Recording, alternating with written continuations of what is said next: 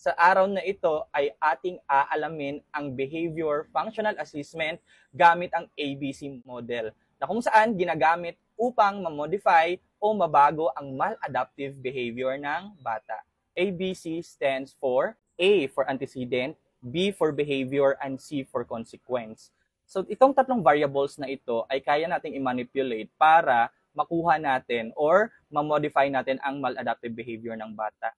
So itong antecedent, this refers to the environment or yung mga bagay na naging cause o naging dahilan bakit nagkaroon ng negative behavior ang bata.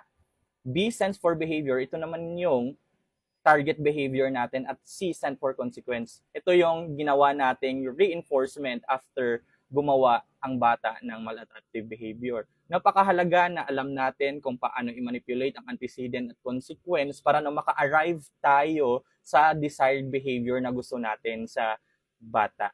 Kaya para mas maging effective ang pagdidisiplina sa bata, kailangan nating aralin ang antecedent at consequence para ma-modify natin ito o mabago natin ito para ma-achieve natin ang functional behavior na gusto nating ipalit doon sa nag-i-exist na maladaptive behavior.